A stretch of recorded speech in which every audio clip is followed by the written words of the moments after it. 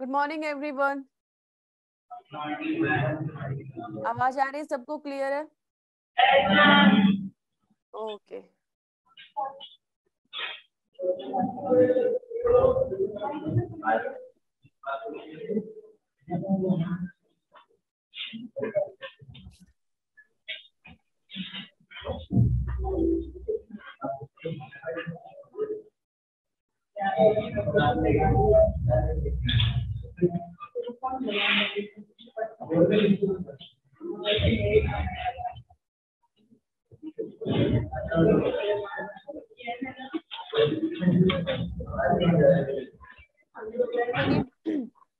लिखना शुरू कीजिए।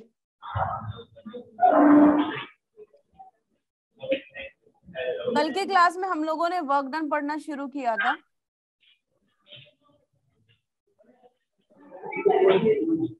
वर्क डन जिसको हम पीवी वर्क भी बोलते हैं। अगर हम पी और वी का ग्राफ प्लॉट करते हैं, पी और वी का ग्राफ प्लॉट करते हैं यहाँ पर, एंड देन हम लोग क्या देखते हैं बच्चे, कोई भी प्रोसेस हो रही है, उस प्रोसेस के दौरान कितना प्रेशर चेंज हो रहा है, कितनी वॉल्यूम चेंज हो रही है। मान लो कुछ इस तरीके की प्रोसेस चली हमारी। वर्क जो है वो पाथ फंक्शन है, ये हमें पता है। It depends on the path.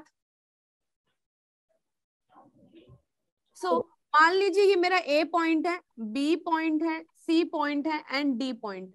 तो ए से बी की तरफ गया, बी से सी की तरफ गया, यहां से सी से डी की तरफ आया एंड डी से ए की तरफ।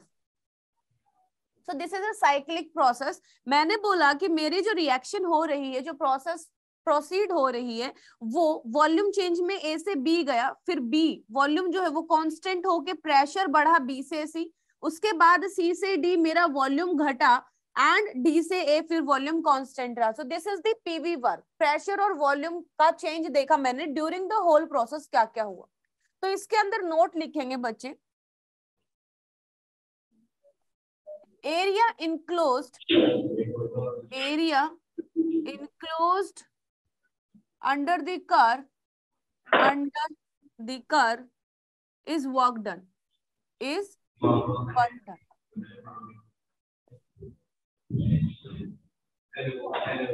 यहाँ इस कर्व के अंडर जो भी एरिया इनक्लोज हुआ है, उस एरिया को हम वर्क डन बोल सकते हैं। तो यहाँ पर हमें साफ साफ दिखाई दे रहा है कि कर्व जो है ये क्या बन रहा है बेटा, एक स्क्वायर बन रहा है ना। अब स्क्वायर बन रहा है तो स्क्वायर का एरिया क्या होता है। यहाँ मान लेते हैं, यहाँ ये 2 लीटर वॉल्यूम है, इधर ये 5 लीटर है। इधर ये जो प्रेशर है ये 1 atm है, और इधर जो प्रेशर है ये 3 atm। ठीक है। तो अगर वर्क डन कैलकुलेट करना होगा तो कैसे करेंगे हम लोग। यहाँ पर जो वॉल्यूम में चेंज आया, length into breadth, it is the what, area. अगर हम एरिया निकाल रहे हैं यहाँ पर, तो एरिया क्या होगा बच्चे, लेंथ इनटू ब्रेड्थ। यहाँ पर लेंथ कितनी बोल सकते हैं, डी से ए का चेंज 3 - 1, और यहाँ वॉल्यूम में कितना चेंज आया, 5 - 2। तो ये कितना हो गया आपका, 2 × 3 लीटर एटीएम, यानी कि 6 लीटर एटीएम आपका वर्क डन आ गया है। Area under the curve, P versus V के कर्व, पी वर्सेस वी के ग्राफ में जो एरिया आता है बेटा कर्व के अंडर, उसको हम वर्क डन बोलते हैं। Is it clear? यस और नो? नहीं समझ आया? No ma'am. कर्व के अंडर जो एरिया आता है बेटा, हाँ बोलो। रुक गए।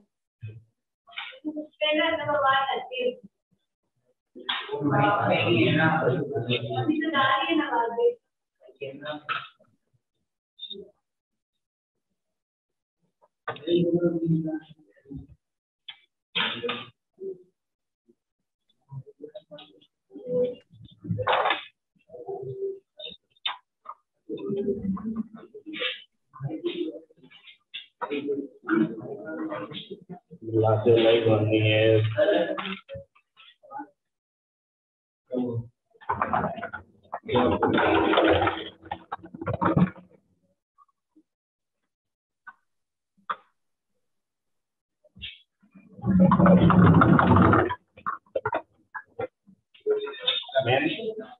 हाँ जी,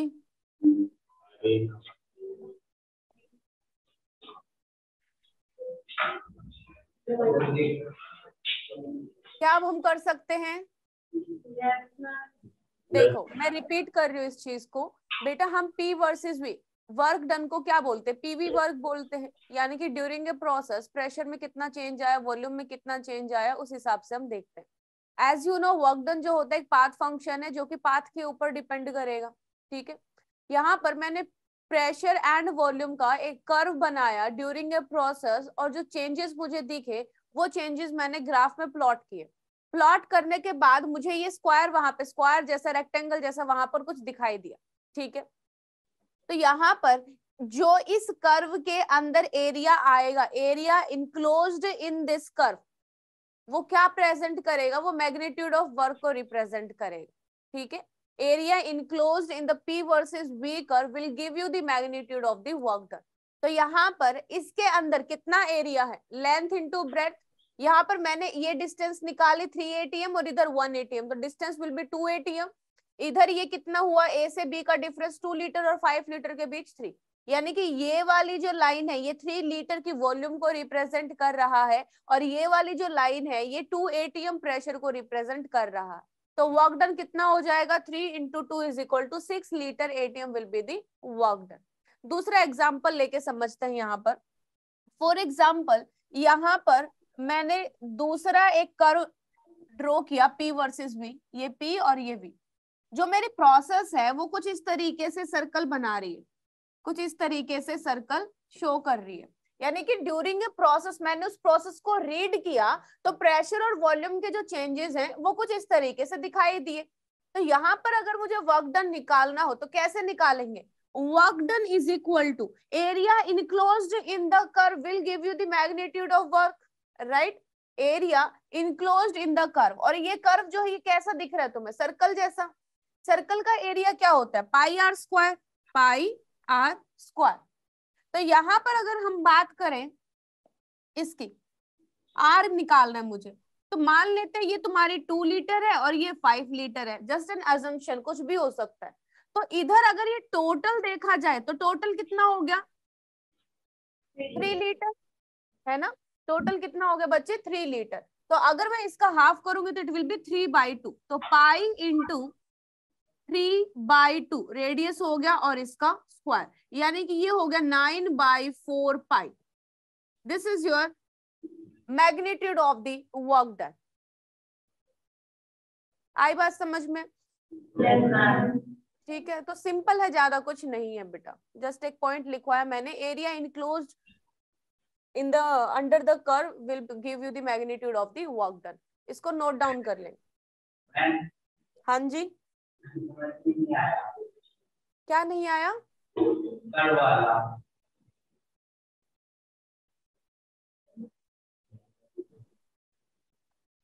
ठीक है, मैं फिर से रिपीट कर रही हूँ बेटा, है ना?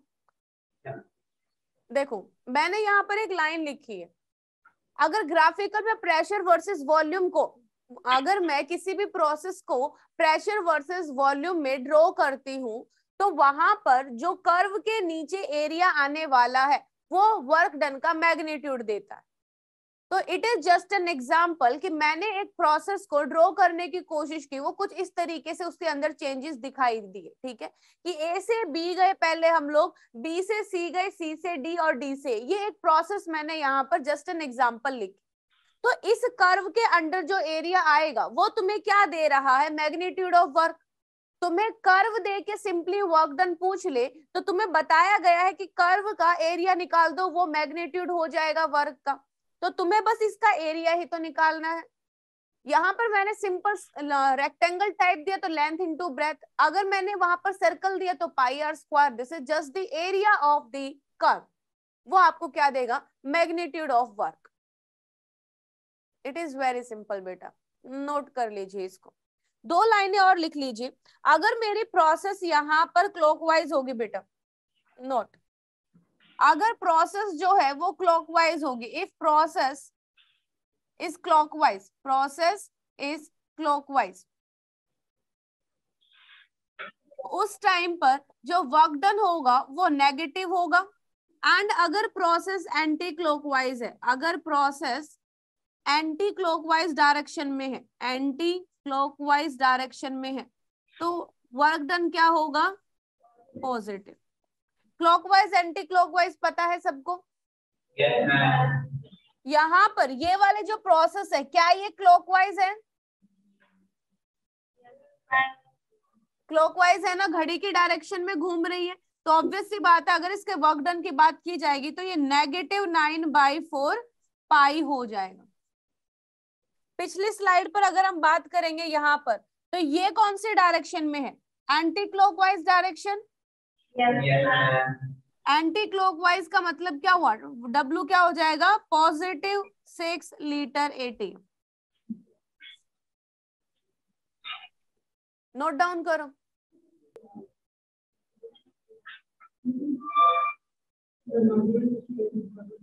डन।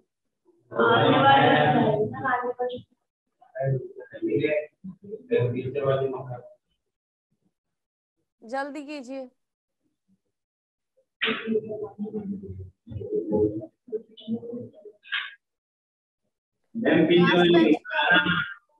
क्या पीछे वाले निकालना बेटा, इतना धीरे धीरे लिखोगे तो कैसे कर पाएंगे? जल्दी करो।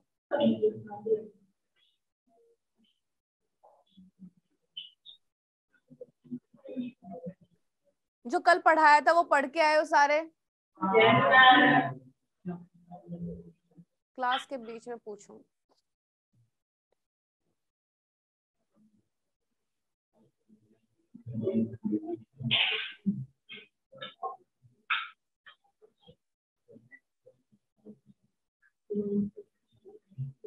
बॉयज जल्दी लिखो।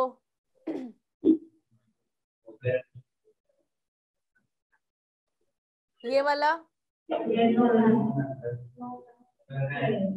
1 मिनट है, जल्दी लिखो।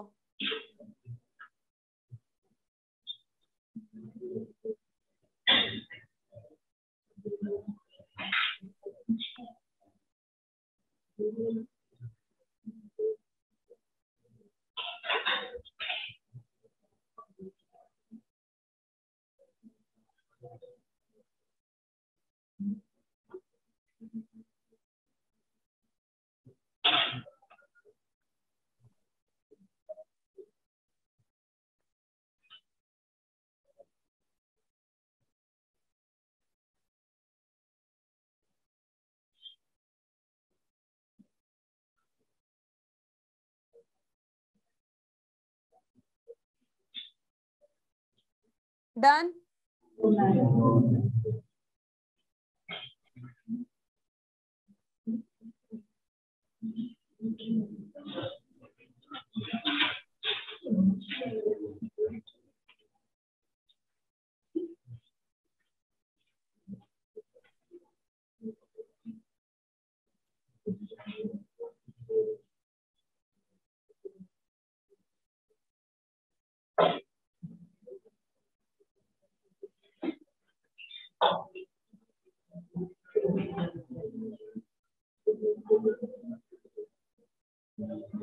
चलिए नेक्स्ट हेडिंग डालेंगे इंटरनल एनर्जी।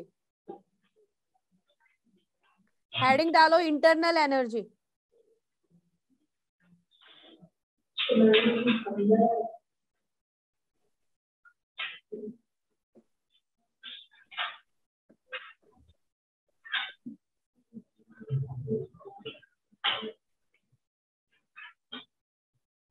इंटरनल एनर्जी क्या होती है बेटा? It is the sum of all the different forms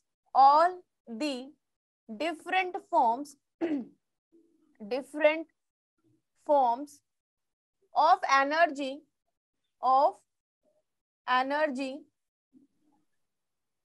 which are inherent in a system,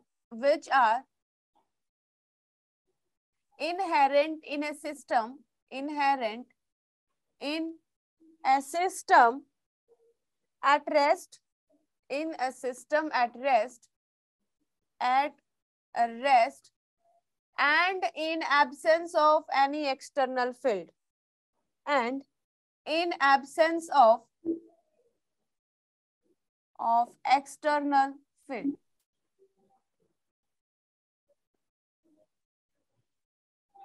देखो इंटरनल एनर्जी क्या होती है, जब तुम्हारी कोई भी बॉडी या कोई भी सिस्टम रेस्ट पे होता है या फिर कोई एक्सटर्नल फील्ड नहीं होता है, उस टाइम पर उस सिस्टम के अंदर जितने भी डिफरेंट फॉर्म ऑफ एनर्जी है उन सब का सम इंटरनल एनर्जी कहलाता है। ठीक है, इंटरनल एनर्जी कौन सा फंक्शन है, स्टेट फंक्शन या फिर पाथ फंक्शन?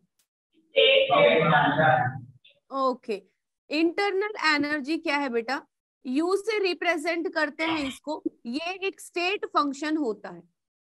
स्टेट फंक्शन का मतलब क्या हुआ कि हम इसका चेंज अगर निकालना चाहें डेल्टा U, तो U final minus U initial निकलेगा, हाँ या ना? इसका जो साइक्लिक इंटीग्रल है, साइक्लिक इंटीग्रल ऑफ U कितना आएगा, पढ़ के आए हो ना तुम लोग, कितना आएगा साइक्लिक इंटीग्रल बताइए बच्चे। साइक्लिक इंटीग्रल 0 होता है किसी भी स्टेट फंक्शन का, साइकिल बन गई ना, जहां से शुरू किया वहीं खत्म किया, फाइनल और इनिशियल स्टेट सेम है, जिसके ऊपर वो डिपेंड करता है क्या, स्टेट फंक्शन। तो फाई U क्या हो जाएगा यहाँ पर, 0। साइक्लिक इंटीग्रल ऑफ एनी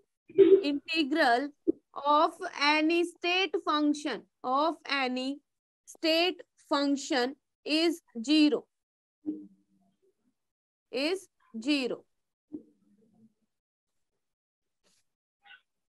ठीक है।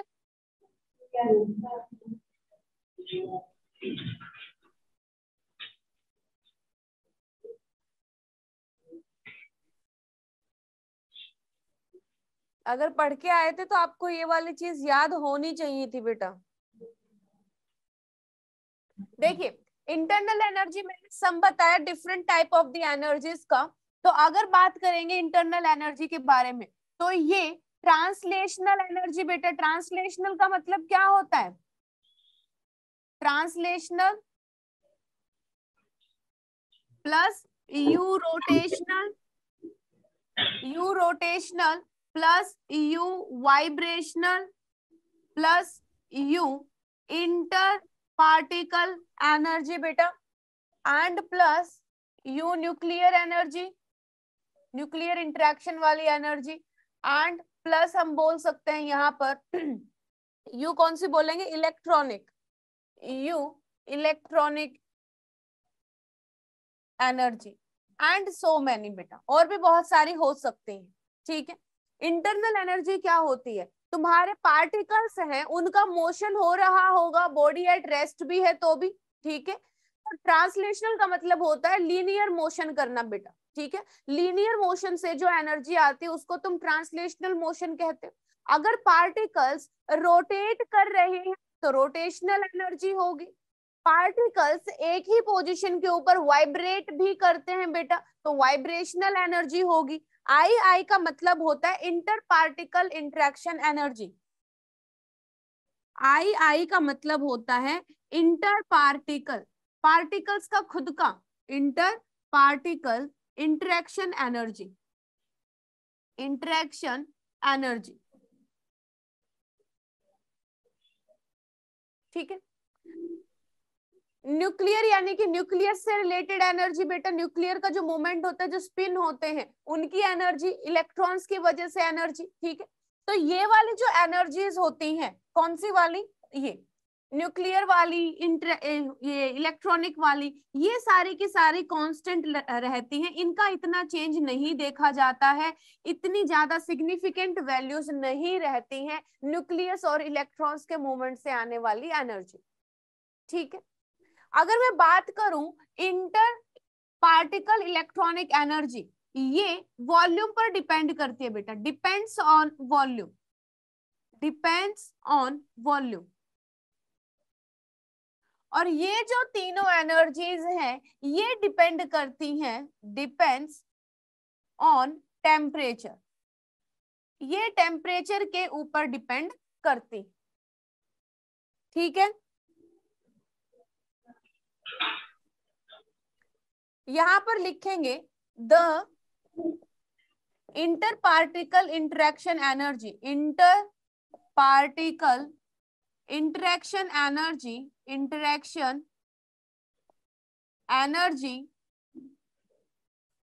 depends on the distance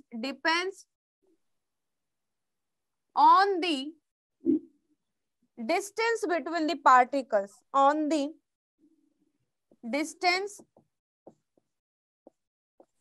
between the particles,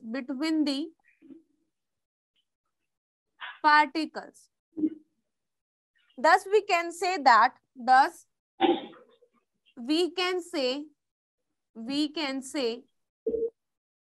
it depends on the volume, it depends on the volume of the system, on the volume of the system.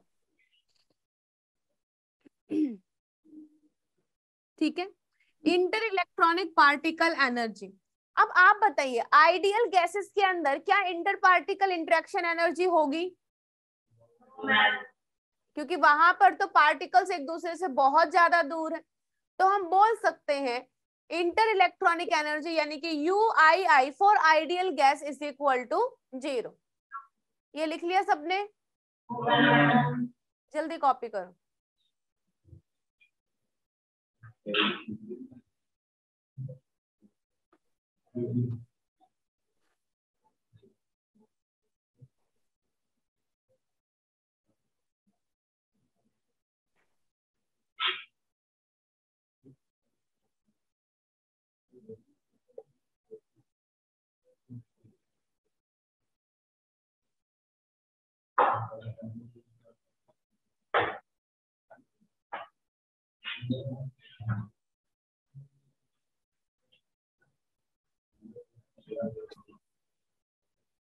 बच्चे अगर कोई सिस्टम तुम्हारा rest पे है तो उसके अंदर बहुत तरीके की एनर्जी होती है, बहुत ज्यादा तरीके की। वो लीनियरली मूव कर रहा है तो ट्रांसलेशनल मोशन, अगर वो रोटेट कर रहा है तो rotational motion, and vibrational energy तो मैक्सिमम होती ही होती है क्योंकि मॉलिक्यूल खुद अपने ही एक्सिस के अलोंग वाइब्रेट करता है। बट ये बहुत ज्यादा नेग्लिजिबल होती है, मतलब you can't observe these things by naked eyes. तुम ऐसा नहीं है कि तुम वाइब्रेट होते हुए मॉलिक्यूल्स को देख रहे हो, ठीक है? तो ये बहुत माइक्रो लेवल की चीजें हो जाती हैं जहां पर मॉलिक्यूल्स के अंदर क्या हो रहा है ये हम देखते हैं।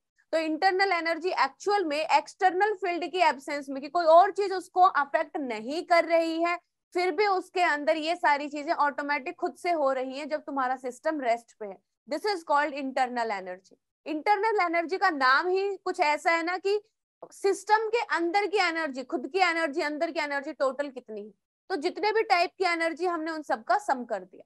तो ये जो इस साइड की एनर्जीज है ये कांस्टेंट है, वेरी नेग्लिजिबल, मतलब नेग्लिजिबल कर सकते हैं, ना के बराबर, इनसिग्निफिकेंट होती है। ये वॉल्यूम पे डिपेंड करता है और ये टेम्परेचर पर। अभी अभी मैंने आपको बताया कि आइडियल गैस के लिए, for ideal gas UII inter particle interaction energy UII is equal to क्या होगा बेटा? 0 हो जाए, ठीक है? For liquids solids and real gases क्या ये 0 होगा? This is not equal to 0, ठीक है? यानी कि आप बोल सकते हो कि जो आपका इंटरनल एनर्जी है जनरली किसका फंक्शन है, किसके ऊपर डिपेंड करता है? Generally U is the function of volume and temperature. Yes or no? Yes. बेटा फंक्शन का मतलब क्या हुआ कि वो उन दो चीजों के ऊपर डिपेंड करता है। तो जो आपकी इंटरनल एनर्जी है वो फंक्शन है वॉल्यूम का और टेम्परेचर का, ठीक है? लेकिन आइडियल गैसेस के लिए किसका फंक्शन होगा? केवल For ideal gases, U is the function of किसका होगा? वॉल्यूम। वॉल्यूम पे डिपेंड करेगा आइडियल के केस में। UII तो 0 है ना बेटा यहाँ पर आइडियल के केस में। टेम्परेचर जनरली जो हमारा इंटरनल एनर्जी है वो वॉल्यूम और टेम्परेचर पर डिपेंड करता है, लेकिन आइडियल गैसेस के केस में U is the function of temperature. U is the function of temperature.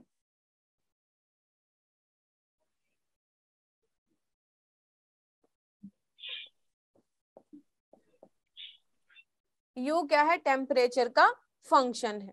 इसका मतलब अगर मैं कहूं यहाँ पर ये सब पॉइंट्स बना के लिखने, ठीक है, और थोड़ा खुला खुला लिखना, ऐसा भीड़ा भीड़ा लिखोगे ना तो थोड़े दिन बाद तुम्हें ही पढ़ने का मन नहीं करेगा। एक एक लाइन छोड़ के अच्छा अच्छा लिखो, ठीक है, ताकि खुद पढ़ने का मन करे। देखो आइडियल गैसेस के लिए टेम्परेचर का फंक्शन है इंटरनल एनर्जी। अगर मैं प्रोसेस आइसोथर्मल कर दूं, फॉर आइसोथर्मल प्रोसेस, आइसोथर्मल का मतलब क्या होता है? कांस्टेंट टेम्परेचर बोलो बेटा, है ना। आइसोथर्मल प्रोसेस का मतलब होता है जो टेम्परेचर है वो आपका कांस्टेंट है।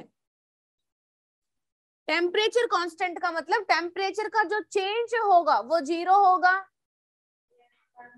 है ना। सभी बोलो, टेम्परेचर कांस्टेंट का मतलब change in temperature is equal to 0। अब यहाँ पर आइडियल गैस के केस में मैंने बोला कि जो इंटरनल एनर्जी है वो केवल टेम्परेचर पर डिपेंड करती है, और टेम्परेचर ही मैंने कंडीशन अगर आइसोथर्मल ले ली, यानी कि जिसके अंदर डेल्टा टी जो है वो बराबर 0 होगा, तो क्या हम बोल सकते हैं कि जो डेल्टा यू होगा वो भी बराबर 0 होगा बेटा, है ना। तो यहाँ आइसोथर्मल प्रोसेस के लिए टेम्परेचर जब कांस्टेंट रहता है, डेल्टा टी 0 होता है, उस कंडीशन में internal energy will be 0 only for ideal gases. Remember this thing, only for ideal gases. अब मैंने जो लाइन बोली ओनली फॉर आइडियल गैसेस के लिए ऐसा होता है, तो अब बताओ ऐसा क्यों होता है केवल आइडियल के लिए? इसी स्लाइड पर इसका उत्तर है बेटा।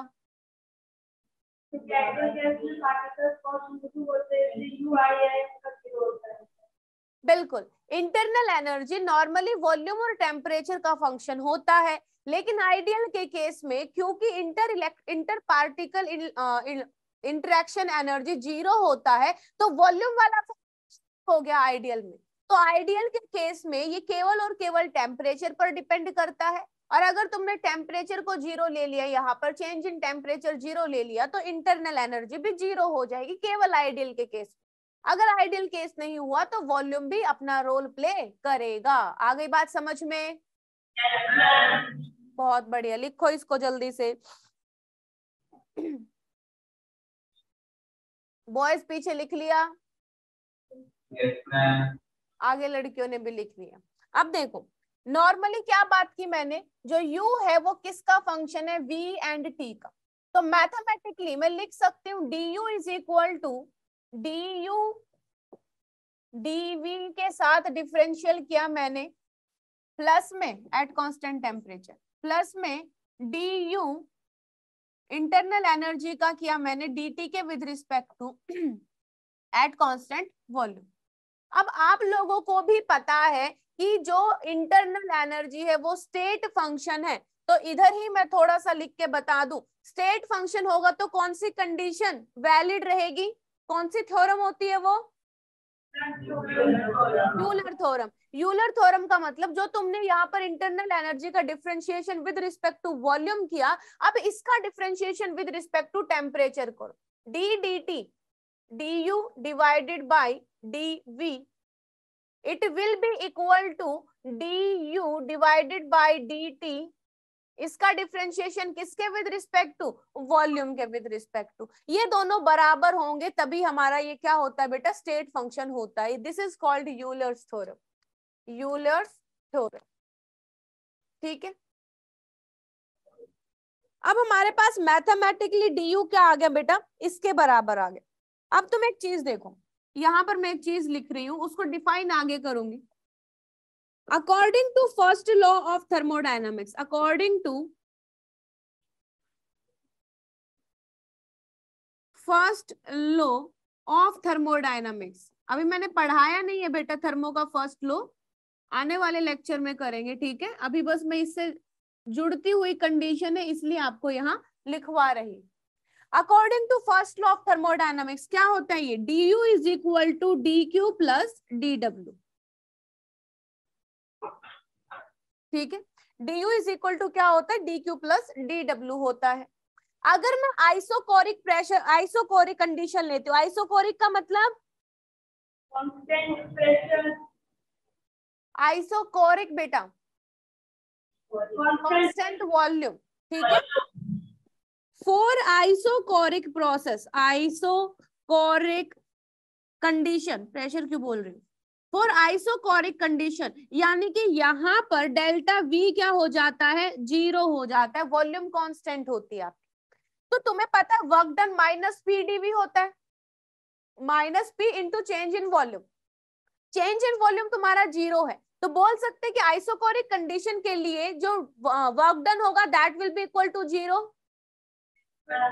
है ना। आइसोकोरिक कंडीशन के लिए चेंज इन वॉल्यूम 0 होता है, सो dw जो होगा वो बराबर 0 होगा। इसका मतलब हम बोल सकते हैं जो du होगा that is equal to dqv। यहाँ पर change in internal energy is equal to change in heat at constant volume. ये v मैंने क्यों लिखा है, कांस्टेंट वॉल्यूम को रिप्रेजेंट करने के लिए, ठीक है। तो एट कांस्टेंट वॉल्यूम की कंडीशन पर आपकी इंटरनल एनर्जी किसके बराबर आ गई, dq के बराबर आ गई है बेटा, ठीक है। अब यहां पर देखिए,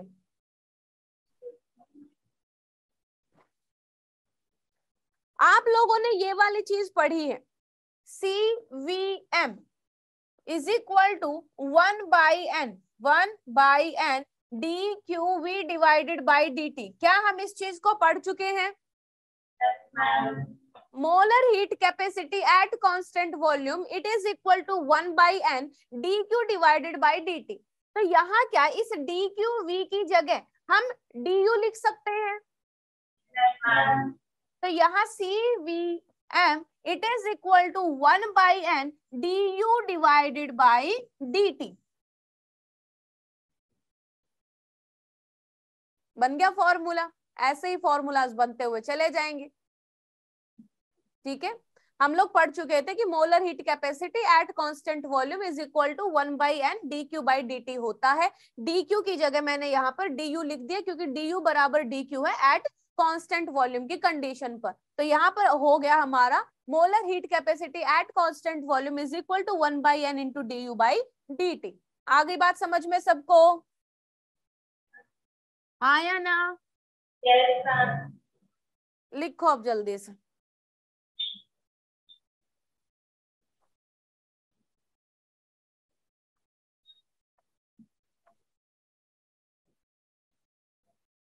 ये du by dt at v है बेटा, ठीक है, कांस्टेंट वॉल्यूम। इसको पहला नंबर दे देंगे, इसको पहला नंबर दे देंगे।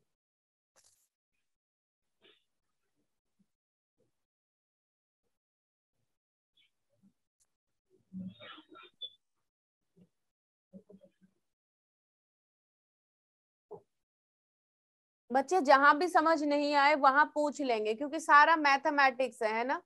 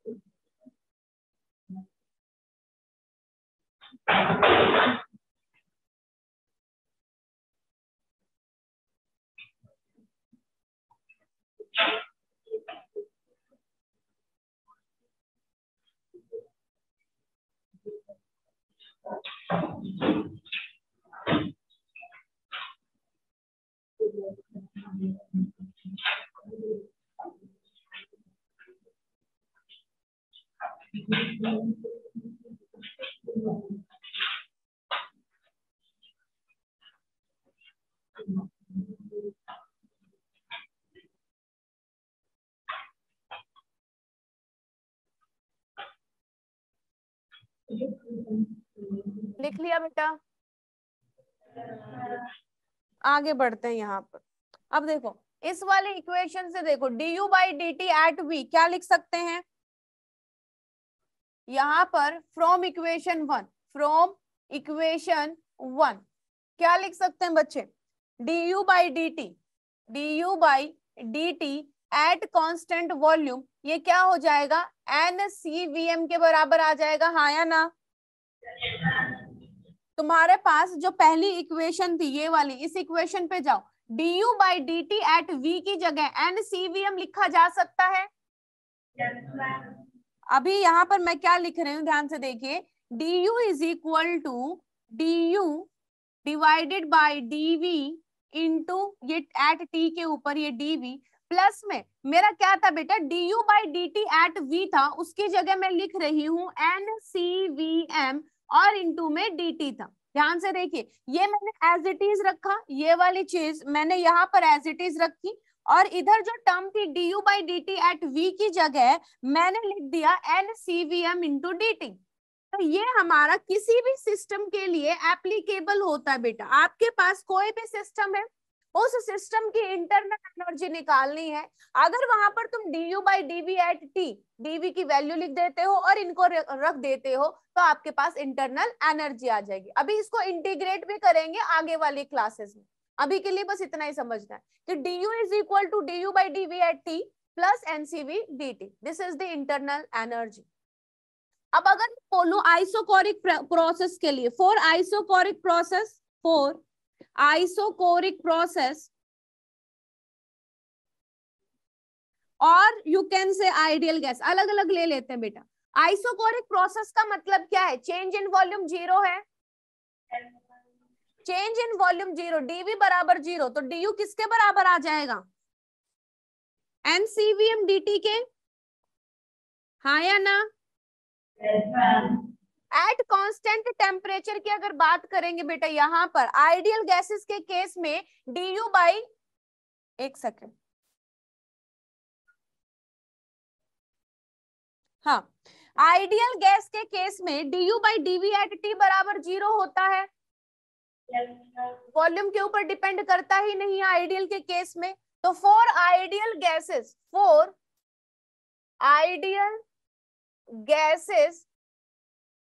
du by dv at t it is equal to zero, so du किसके बराबर आ गया तुम्हारे?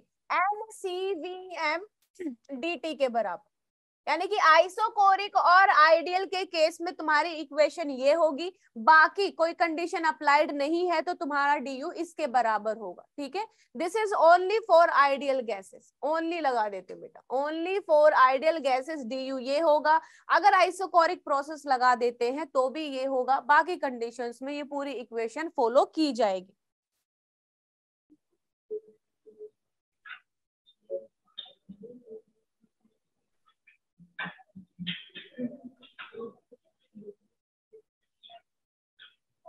जिन्होंने लिख लिया है वो इंटरनल एनर्जी वाले टॉपिक को यहां से लेकर आगे तक रिलेट करके देखेंगे। तुम लोगों ने सब एक साथ लिखा है ना, तो देखो कहाँ कहाँ कैसे कैसे लिंक किया गया चीजों को, बाद में कंफ्यूज हो गए। अभी देखो सारे बैठ के यहां से लेकर ये सारी कंडीशंस लिंक करो एक दूसरे से, नोट्स में देखो अपने अपने कौन सी इक्वेशन को कब जीरो लिखा है, कब किसको सब्स्टिट्यूट किया है, ध्यान से देखो। मैं ये नहीं कह रही कि अभी जस्ट याद कर लो, बट ट्राई टू अंडरस्टैंड, है ना, ताकि बाद में तुम्हें दिक्कत ना हो। कहाँ पर कौन कौन सी कंडीशन लगाई है, आइडियल के केस में क्या हुआ है, ये सारी चीज देखो। अभी रिकैप कर दूं मैं खुद ही या फिर कर रहे हो रिवाइज?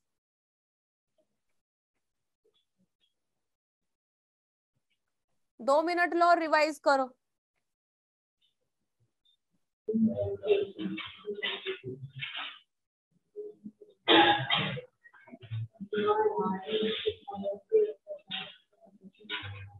हो गया बच्चे? कोई प्रॉब्लम आई? जस्ट प्रैक्टिस है ना।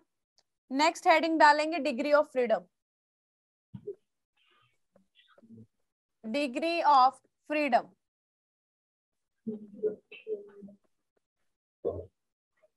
देखो, मॉलिक्यूल के मोशन को बताने के लिए जो इंडिपेंडेंट कोऑर्डिनेट्स होते हैं बेटा, number of independent coordinates to describe the motion of a molecule, ठीक है, ये होती है इसकी एक्चुअल डेफिनेशन कि हमारा जो मॉलिक्यूल है वो इंडिपेंडेंटली किस तरीके से कितनी डायरेक्शंस में मूव कर सकता है, कितने एक्सेस पे मूव कर सकता है, उनके नंबर को हम डिग्री ऑफ फ्रीडम से रिप्रेजेंट करते हैं।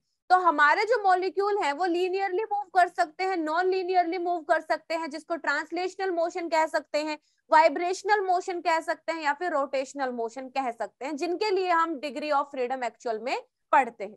मैं फिर से रिपीट कर रही हूँ, what is degree of freedom? Degree of freedom किसी भी मॉलिक्यूल के मोशन को डिस्क्राइब करने वाले इंडिपेंडेंट कोऑर्डिनेट्स हैं, जो किसी भी चीज पर डिपेंड नहीं करते हैं कि तुम्हारा जो मॉलिक्यूल है वो ट्रांसलेशनली कितनी डायरेक्शंस में मूव कर सकता है, ठीक है, वाइब्रेशनली कितनी डायरेक्शन में मूव कर सकता है, और रोटेशनली कितनी डायरेक्शन में मूव कर सकता है, इसको बोलते हैं डिग्री ऑफ फ्रीडम। तो यहाँ पर लिखेंगे डिग्री ऑफ फ्रीडम DOF से रिप्रेजेंट करते हैं। It is the number of independent coordinates, independent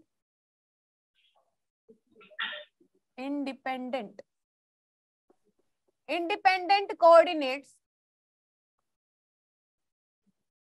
to describe the motion, coordinates required to completely describe the motion of molecule, the motion of a molecule, ठीक है। Degree of freedom क्या हो गया? किसी भी मॉलिक्यूल कह लो या फिर इसको पार्टिकल कहोगे तो और भी ज्यादा प्रिसाइज वर्ड होगा। पार्टिकल मोशन को कंप्लीटली डिस्क्राइब करने के लिए जितने भी इंडिपेंडेंट कोऑर्डिनेट्स हैं उनको हमने डिग्री ऑफ फ्रीडम कहा है। अब डिग्री ऑफ फ्रीडम 3 तरीके के होते हैं बेटा। ट्रांसलेशनल टाइप्स के अंदर पहला ट्रांसलेशनल, डायरेक्ट क्वेश्चन पूछा जाता है यहां से, है ना, translational degree of freedom, rotational degree of freedom और वाइब्रेशनल डिग्री ऑफ फ्रीडम।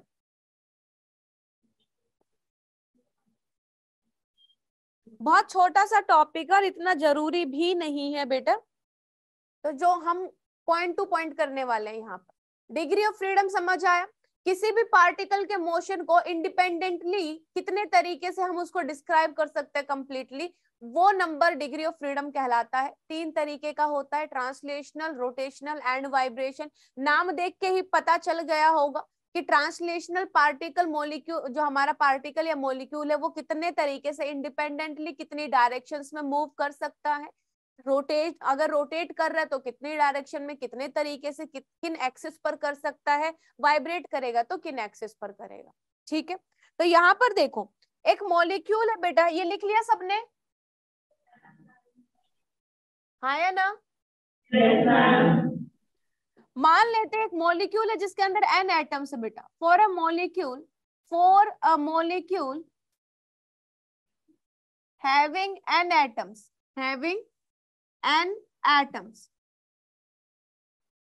ठीक है, एक मॉलिक्यूल है जिसके अंदर n एटम है, तो टोटल डिग्री ऑफ फ्रीडम अगर निकलवाया जाए, टोटल डिग्री ऑफ फ्रीडम निकलवाया जाए तो 3 into n हो जाएगा बेटा, ठीक है। अगर मेरे पास फॉर एग्जाम्पल NH3 है, अमोनिया, तो NH3 के अंदर नंबर ऑफ एटम कितना है बेटा?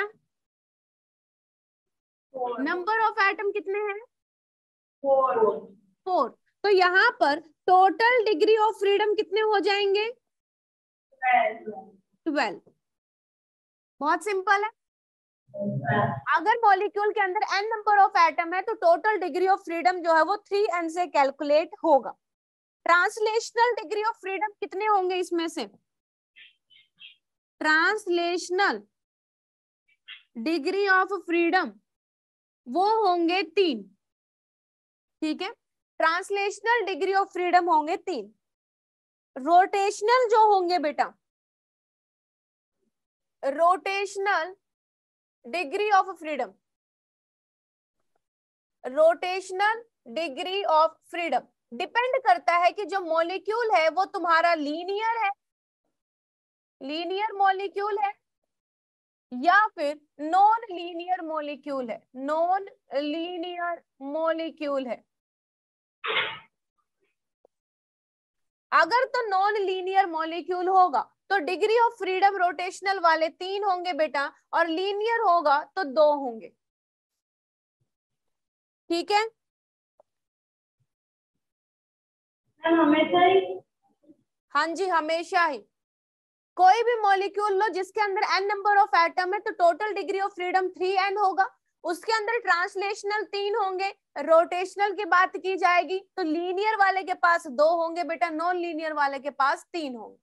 अब बात करते हैं vibrational degree of freedom. Vibrational degree of freedom,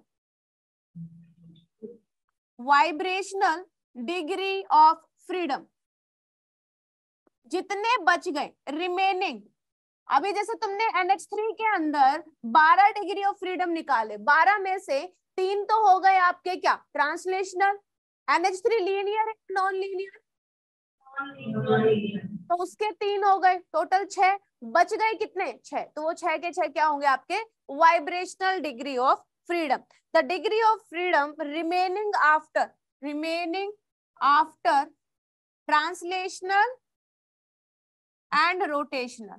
ठीक है, ट्रांसलेशनल और रोटेशनल के बाद जो बच गए वो वाइब्रेशनल डिग्री ऑफ फ्रीडम के अंदर कंसिडर किए जाएंगे।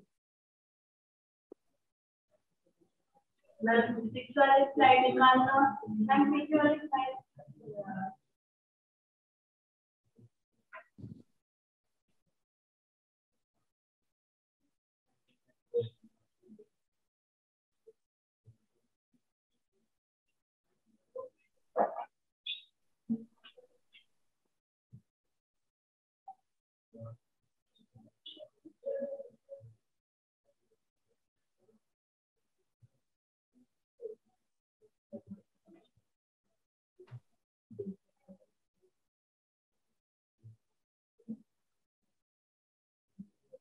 हो गया बेटा?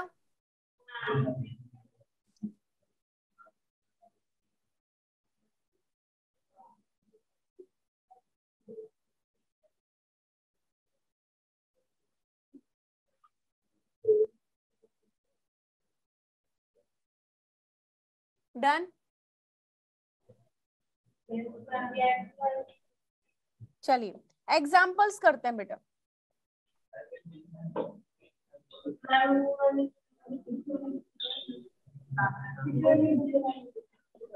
लीजिए,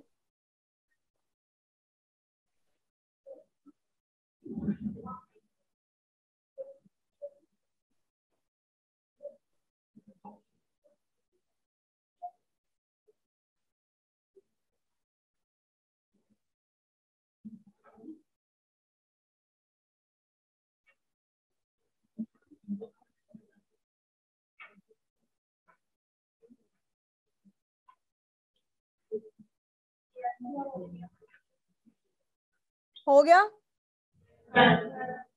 देखो एग्जाम्पल लेते, सबसे पहले एग्जाम्पल ले लेते हैं हीलियम। तो हीलियम के अंदर नंबर ऑफ एटम कितना है? 1। टोटल डिग्री ऑफ फ्रीडम कितना होगा बच्चे? Total degree of freedom is equal to 3n, यानी कि 3 × 1 इज इक्वल टू 3। हाँ या ना? ट्रांसलेशनल अगर डिग्री ऑफ फ्रीडम देखना है, ट्रांसलेशनल डिग्री ऑफ फ्रीडम तो कितना होगा? अब यहाँ पर टोटल डिग्री ऑफ फ्रीडम 3 थे, वो तीनों ही ट्रांसलेशनल हो गए हैं, तो रोटेशनल डिग्री ऑफ फ्रीडम और वाइब्रेशनल डिग्री ऑफ फ्रीडम कितने हो जाएंगे? 0। भाई है ही नहीं ना, टोटल ही 3 है। 3 से ज्यादा होते तब हम बोलते मॉलिक्यूल में वाइब्रेशनल होंगे या रोटेशनल होंगे। ठीक है, दूसरा एग्जांपल लेते हैं N2, नाइट्रोजन। नाइट्रोजन के अंदर नंबर ऑफ एटम्स N की वैल्यू कितनी है? 2। तो यहाँ पर टोटल डिग्री ऑफ फ्रीडम कितना हो जाएगा? 3 into 2 is equal to 6। Translational degree of freedom कितना होगा? 3 होगा, है ना। अब बात आती है रोटेशनल की। रोटेशनल के अंदर मैम लीनियर होता तो 2 और नॉन लीनियर होता तो 3। N2 क्या है, लीनियर या नॉन लीनियर? लीनियर है, तो वाइब्रेशनल कितने हो जाएंगे बेटा? Sorry, rotational 2। Vibrational degree of freedom will be 2, क्योंकि N2 जो है वो लीनियर मॉलिक्यूल है। बच गए कितने? मैंने फिर वाइब्रेशनल लिख दिया। ये हो गया तुम्हारा रोटेशनल। बचा वाइब्रेशनल डिग्री ऑफ फ्रीडम, वो कितना बच गया? 1। 6 में से 3 और 2 5 गए, तो एक बचा हुआ डिग्री ऑफ फ्रीडम हो जाएगा वाइब्रेशनल का। ठीक है, ये लिखने के बाद कैलकुलेट करो CO2 के लिए। Third example CO2। CO2 के लिए डिग्री ऑफ फ्रीडम्स निकालो।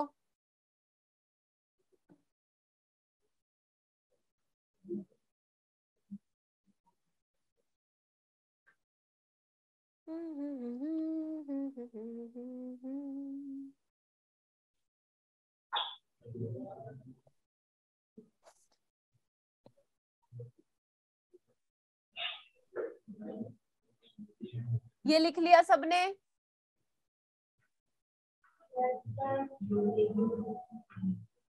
CO2 निकालो बेटा, और उसके बाद निकालेंगे O3। पहले CO2 बताओ, फिर O3 बताओ।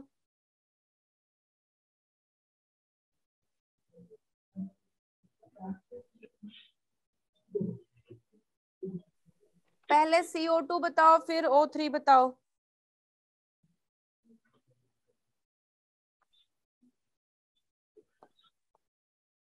CO2 में translational 3, rotational 2, vibrational 1।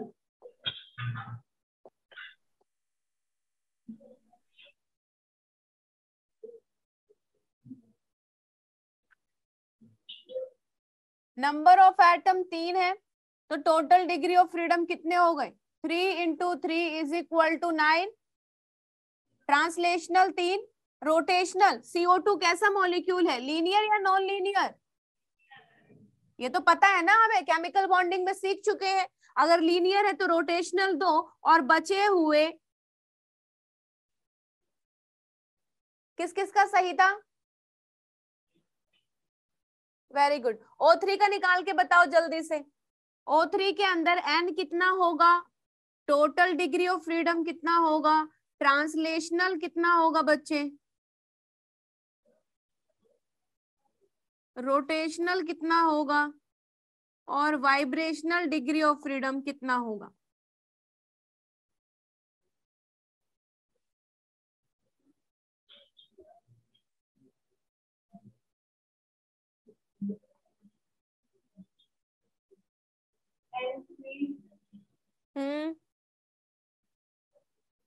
Total 9, translational 3, rotational 3 और वाइब्रेशनल 3।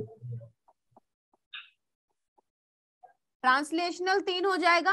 रोटेशनल, क्योंकि O3 जो है वो नॉन लीनियर है, नॉन लीनियर होगा तो डिग्री ऑफ फ्रीडम रोटेशनल कितना होगा? 3।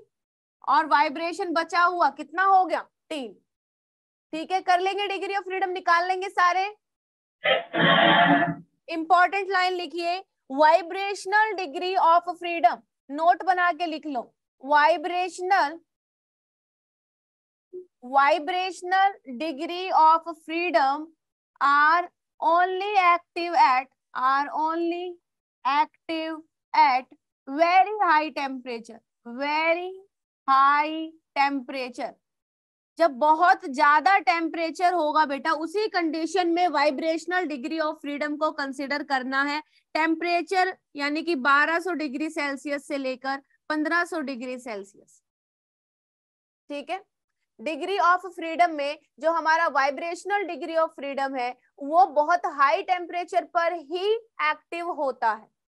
ठीक है, जब तक क्वेश्चन के अंदर मेंशन ना किया जाए तब तक degree of freedom, vibrational degree of freedom को कंसिडर नहीं करना है, unless it is not mentioned in the question, unless it is mentioned in the question,